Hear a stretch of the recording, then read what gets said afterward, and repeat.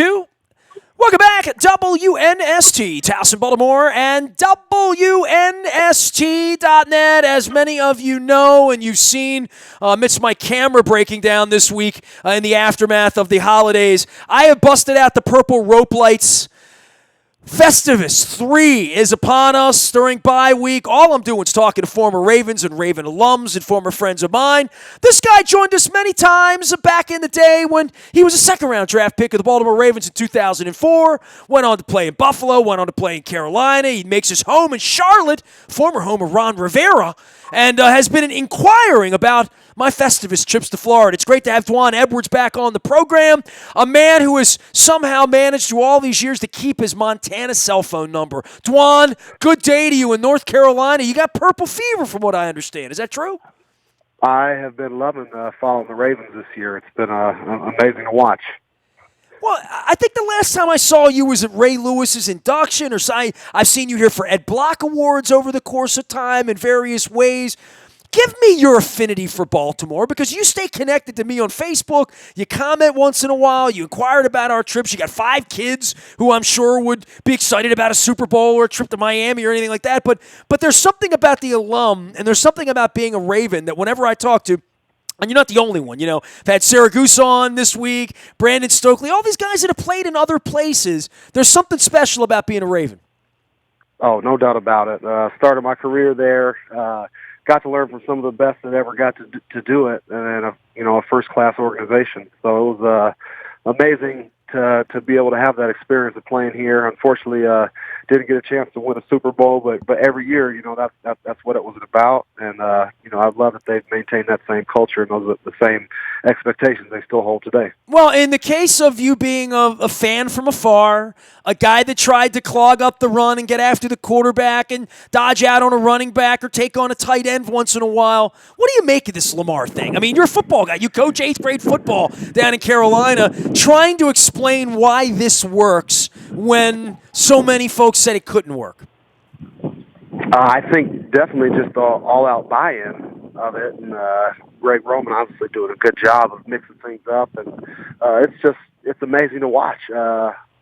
It's unlike anything I think we've ever seen, and just his ability to obviously stay safe and make the right play most of the time. I haven't had a quarterback like that in Baltimore, at least not when I was there, and as good as Joe Flacco was at times, man, there's nothing as electrifying as what we've been seeing with Lamar. Well, I mean, from your perspective, the frustration that it leads a guy like you who can't catch him and is being coached to contain him and keep him in front of you, it's a different kind of coaching defensively than anything else. And you're familiar when you played a Michael Vick, you played a running quarterback or whatever. It did create sort of a left-handed nature, but usually you would say about that guy, just make him stay in the pocket, make him throw the ball. I mean, he can't beat you throwing the ball. There's nobody that has both skills, right?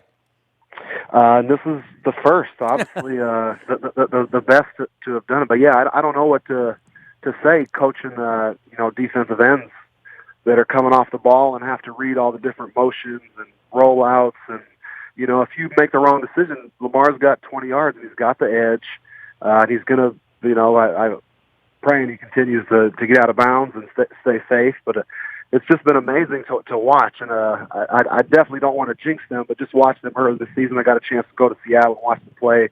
Went to Baltimore to watch them play the 49ers as well. But they just look like they're having fun in the way that they're doing it and playing for each other and rallying around Lamar. It reminds me of my last season in Carolina, obviously 15-1 Panthers. I'm just praying and hoping that they can finish this deal off, because it's a cold game to have a season all for naught to not finish out the whole deal. Well, you mentioned the Cam Newton season, and I've brought his name up a bunch recently because you're in Carolina. He was going to be there for 15 years. He was going to dominate. They were going to win championships. You were going to win champions. All of that was going to happen, and now Ron Rivera's coaching the Redskins. I mean, it really is amazing how quickly it's like quicksand. It just slips through your hands. Look at the Kansas City Chiefs as an organization, or the Bills that have never won, right? You were a Bill as well, that it feels close, but only one team wins. And look, Dwan, I'm flying down to Florida to throw parties for alums like you and fans and bus trips and hotels and games, doing all that stuff. until such point the Bills come here next week or the Titans come here next week or like 2006, and I'm sure I don't have to relive that. I bought these crazy purple lights that I have back in 2006, and my wife has video of me blubbering after we lost to Peyton Manning back in 06. Oh my goodness. Yeah, I mean but it does happen quickly, and it was very good to hear Matt Judon stand in the locker after the game Sunday and say, we're 0-0 now. We're one loss away from all this meaning nothing. And you understood that. You always understand that. And you had the best team in Carolina. It's very rare that you really have the best team, right? Oh, no doubt. We definitely felt that way, and obviously, great season. As good a season it was, we weren't able to finish. So yeah, that's my advice to them: is be the same team that you've been all season. Don't change up for the playoffs, and be that team, and continue it and finish it. So what happens for you if you're on a team and they come in and say, we have this boy wonder quarterback, we're going to come in, we're going to run the ball, we're going to bring in personnel? Aside from everything the Ravens have done and the wonder of Lamar and all that, it really has been about the personnel around him. He could not have done this with Matt Ryan's team, right? Or maybe even Cam Newton's team. This is a thing built for him. It's like a road built for him to drive on. Oh, no doubt. It's so fun to watch them put it together, and the buy-in and the belief of the teams. I think that at the end of the day, you got to have a guy that you believe in. And playing in Baltimore, and I know as you know, when I was there, we didn't always believe in the quarterback that we had. So having that belief in a guy that's going to go out there, and it just seems like they love Lamar, and they're going to play hard for him. And every team is not like that. So I think they got something special, and I just hope they can continue to ride that. Dwan Edwards, former NFL player. That probably bothers him after 12 years. It's not so bothering. It's about 4 or 5 years now, right? Like, you're getting to be on the – does it ever get normal to be a former player? Yeah. I was everyone doesn't get 12 years, and I got finished in the Super Bowl. Obviously didn't in a way that I wanted to, but just the opportunities that I've had, I was ready to hang it up for sure. Well, and tell me about the differences in organizations. And you were with a hell of a winning organization at the time in Carolina. And, they had some off-the-field issues with their owner and with fans coming and Steve Smith's departure. And he, of course, came here in the aftermath of that. You were in Buffalo at a time when they were trying to put it together and didn't make the playoffs and were struggling. But it all comes back to Baltimore to some degree when I see the Mark Ingrams who want to be here, the Earl Thomases that decide when they get thrown out of Seattle, this is where they want to be. Even going back to your era, when a Trevor Price would say, I want to come and play in Baltimore, when Steve Smith says, I want to play in Baltimore, that has been something that Ozzie and Ray, from your era, John Ogden, brought with this thing, Brian Billick, Marvin Lewis, that the recruitment part of what it means to be a Raven. If I'm a kid from Montana that calls you and said, hey, I'm going to go play for the Ravens, what would you say about the Ravens organization? I would say they're about as first class as you can come, and they're about winning, which you want. There's a lot of teams that aren't, as you can see. Maybe bottom line-ish or satisfied with being mediocre, but they're about winning Super Bowls. And I think when everybody's on that same page from the top down, I think it just creates an environment where people are drawn to. And also just being a player-friendly organization, take care of the players. I feel like give the players a voice and saying kind of what's going on, and it's kind of always been like that, I guess, since we have such veterans and such a presence on the team. But I felt like they've always had that. And you bring in a guy like Earl Thomas and obviously Peters, who they just re-signed. Obviously, he's loving playing in Baltimore. But yeah, it's just a great organization, great environment, and Matt White, one of their legends guys there, getting guys to come back and kind of the fellowship to see among the old Raven alums. It's been special. It's definitely a special organization.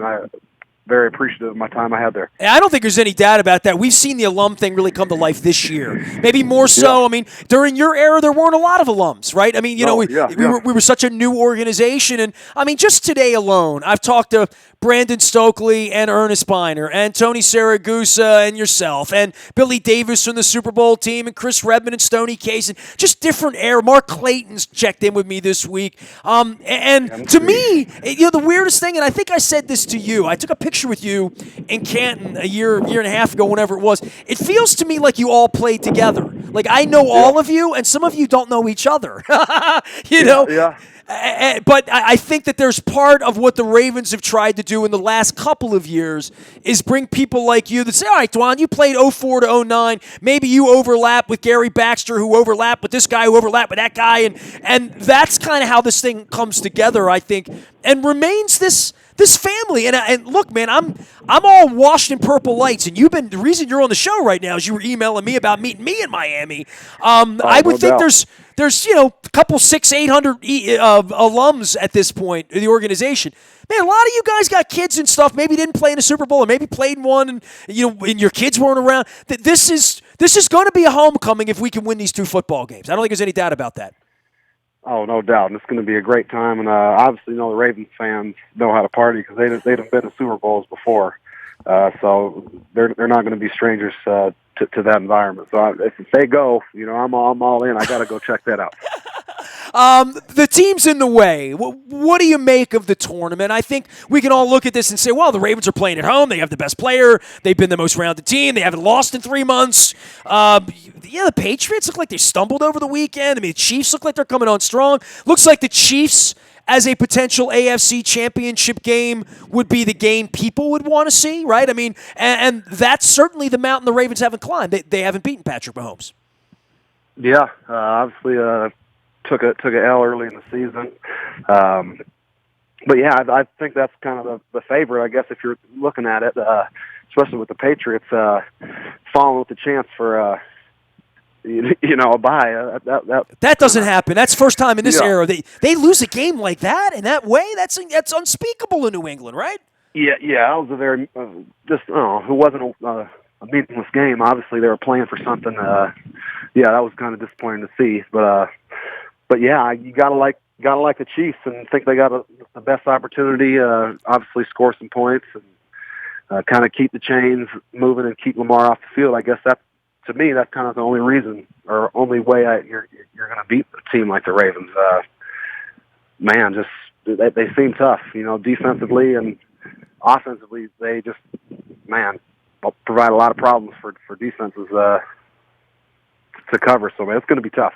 Dwan Edwards joining us here, 12 years in the National Football League. Dude, you made some money. It feels like you got your health. You got 5 kids. You're living down in Charlotte. What do you do with yourself? What keeps a 38-year-old former NFL player busy and happy these days besides chasing 5 kids, right? That's a full-time gig. Yeah, I will definitely start with 5 kids. I got one in college, one in high school, one in middle school, one in elementary. Man, you spread it all out. What are you thinking, man? Oh, man, started early and finished late. Just kept it rolling. Had a child in every city I played in.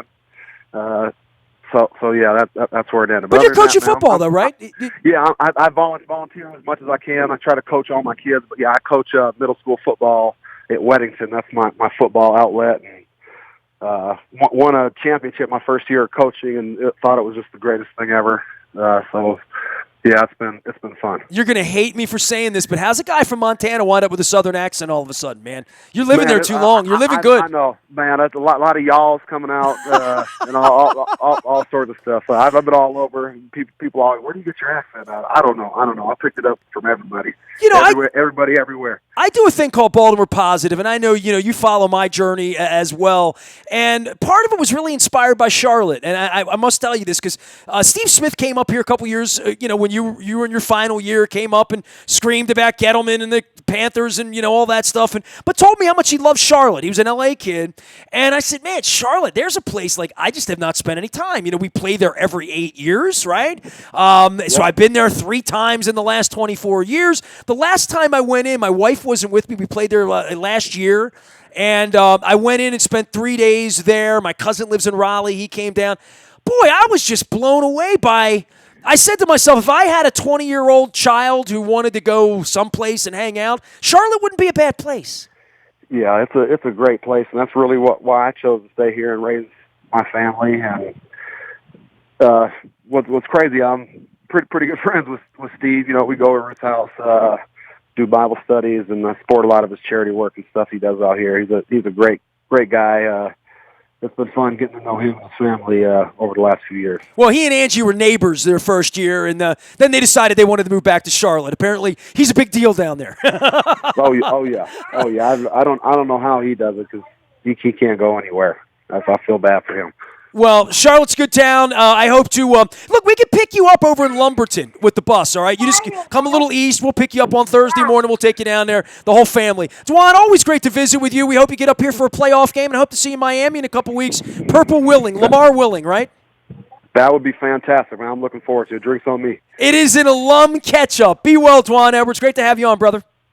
Thank you. Good to talk to you, Nestor. Always, man, always. We keep the relationships around here. Second-round draft pick in 2004 out of Oregon State. That's a beaver, not a duck, if you're keeping track out there. We're keeping track with everybody.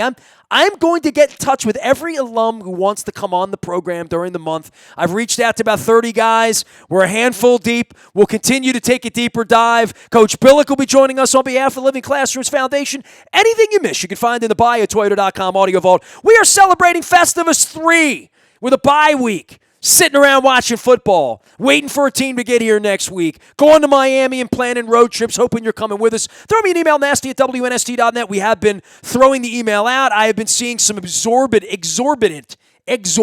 pricing that I will not be a part of. So if you want to go on my trip, we're going to save you money, and we're going to show you a better time, just like we did in New Orleans, just like we did in Tampa, just like we've been doing for 24 years. Throw me an email. We'll be on it. Nasty@WNST.net. The BuyAToyota.com audio vault. They're 24 hours a day from anywhere in the world on your mobile device by downloading the TuneIn radio app. Becoming crystal clear. The morning newspaper ships digitally to your email inbox each and every morning, 7 a.m. It's all brought to you by Planet Fitness at PlanetFitness.com.